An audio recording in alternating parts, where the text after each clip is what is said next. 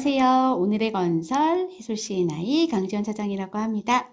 오늘은 전기 관련 전문 사업인 전기 설계업과 감리업에 대해서 자세히 알아보려고 해요.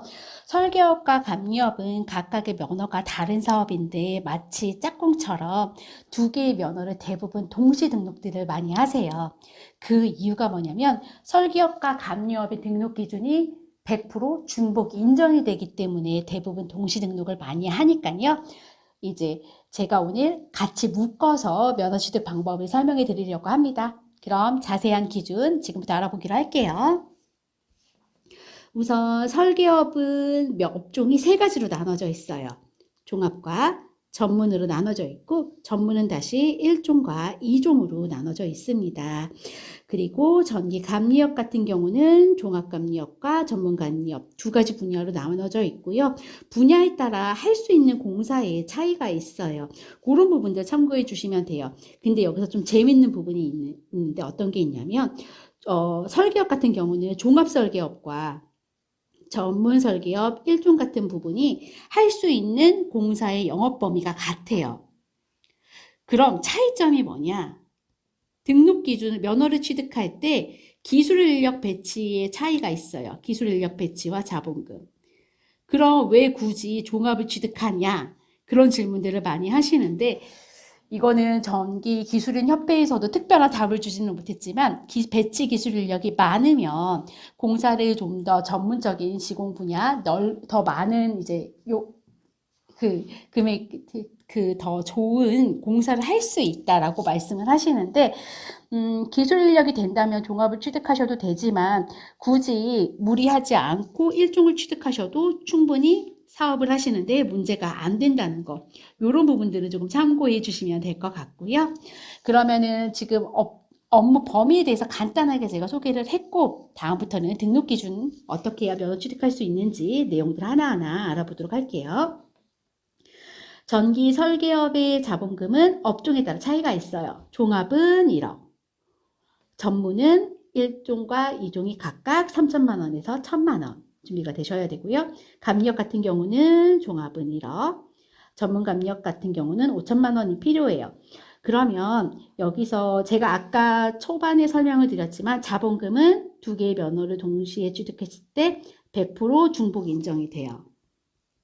그 말은 높은 자본금에 해당하는 자본금만 충족이 되면 다른 자본금이 굳이 충족될 수 없다는 거예요. 예를 들어 전문 설계 1종 취득을 하면서 전문 감리업을 취득을 한다면 원래는 3천만 원 플러스 5천만 원 해서 8천만 원이 충족이 되어야 되는 게 아니라 가장 높은 자본금인 5천만 원의 자본금만 충족이 되면 설계 쪽 3천만 원은 여기에 포함되어 있으니 이미 충족된 걸로 본다는 뜻이에요. 그래서 두 면을 동시에 등록한다면 자본금은 5천만 원만 준비되면 되고요. 여기에 관련돼서 제출된 서류는 법인 같은 경우는 간단해요. 등록 자본금만 5천만 원 이상의 등록 자본금이면 되고요. 그리고 다른 잔고 증명서라든지 재무제표라든지 특히 기업진단보고서 발급받을 필요 없어요. 이런 것들 참고해 주시면 되고 대신 개인 사업자 같은 경우는 이제 재무제표라든지 아니면 이때는 잔고증명서를 요청할 수 있어요. 왜냐하면 자본금이 얼마만큼 준비되어 있는지 알지 못하기 때문에 이거는 그 지자체에 접수하는 지역 주무관에 따라 차이가 있을 수 있으니까요. 이런 부분들은 접수 전 미리미리 체크를 해주셔야 돼요. 자본금 기준은 여기까지 알아보고 그럼 그 다음 기준은 공제조합에 대해서 알아볼게요. 전기 설계나 감리나 공제조합 예치는 전기기술인협회 안에 있어요. 전기기술인협회에서 공제조합 업무를 보고 있거든요. 거기서 출자금을 예치하시면 돼요. 그래서 금액은 아래 명시된 것처럼 내용이 되어 있고요. 자본금 중복 인정받은 것처럼 이제 공제조합도 마찬가지예요. 이제 만약에 종합감리업이 1천만 원이 기준으로 예치가 됐다면 전문 설계업에 해당되는 자본금이 추가로 예치할 필요는 없어요. 이 자본금, 그 공제조합에 들어가는 자본금도 중복 인정된다는 거, 요거 확인해 주시면 되고요. 공제조합에 해당되는 출자금이 예치가 되고 나면 자본금 예치 확인서라는 서류를 받을 수 있으니까요. 요 서류가 접수 시 반드시 제출되면 됩니다. 그리고 그 다음 기술 능력에 대해서 알아볼게요. 전기 설계업 같은 경우는 기술자가 종합 같은 경우나 전문은 인원수에만 차이가 있고요. 준비되셔야 될 부분은 똑같습니다. 우선 가장 중요한 부분은 설계사예요. 설계사 같은 부분은 전기기술인협회에서 발급하는 수첩이고요. 전기 관련 자격증이 있으면 그 기준에 맞게 수첩 발급이 가능하고요. 대신 종합 전문 설계업 1종 같은 경우는 특이한 부분은 기술사 자격증 가지신 분이 반드시 배치가 돼야 된다는 거. 요거 중요하고요. 설계 보조자 같은 경우는 요청하는 자격 요건은 전기기술인협회에서 발급하는 초급 이상의 경력수첩 보유자예요. 이 부분 체크해 주시면 되고, 감리업 같은 경우는 감리 자격증 가지신 분들이 필요해요. 인원수에 맞게 종합은 8명, 전문은 2명이 필요해요. 근데 여기서 중요한 부분은 뭐냐면 이제 50% 이상, 그러니까 예를 들어 전문 감리업 같은 경우는 2명이니까 1명 이상이 전기 관련 산업기사 이상 자격을 반드시 보유해야 돼요. 그럼 이 경우는 종합 같은 경우는 4명이 반드시 있으셔야만 기술자로 인정이 돼요. 준비 서류 같은 경우는 전기기술인협회에서 발행하는 전력기술인 감리원 보유 확인서라는 서류를 발급받아야 되고, 이분들이 해당 회사의 상실 근로가 되어 있는지를 확인하기 위해서 4대 보험 가입자 명부 제출되어야 되고요.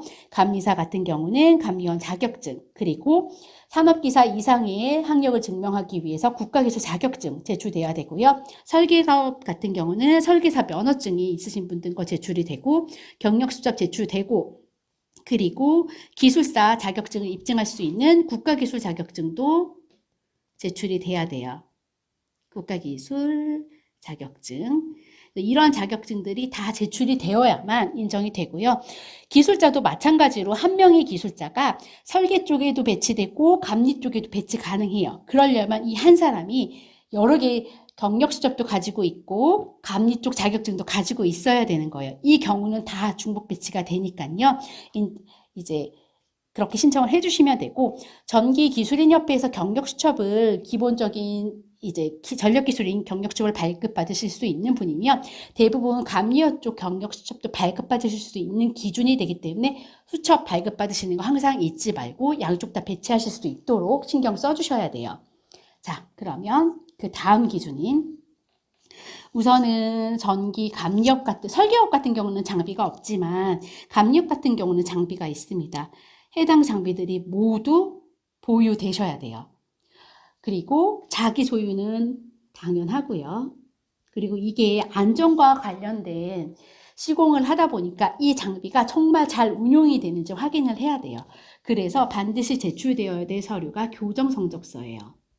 이 교정성적서를 통해서 이 장비가 잘 운영이 되는지를 검증을 받아야만 인정이 되고요. 장비의 사진, 교정 성적서 이런 서류들이 반드시 제출이 되어야 되고, 교정 성적서는 발급받는데 짧으면 5일, 길면 2주 정도의 시간이 걸리기 때문에 이 전기 설계나 감리원 면허를 준비하는 데 있어서 가장 오래 걸리는 부분이니까 면허를 취득하려고 계획을 하고 있고 빠르게 준비를 해야 된다면 장비 먼저 매입하시고 교정 성적서 신청하셔서 장비에 이상 없음을 증빙하는 서류들 꼭 준비를 해주셔야 돼요.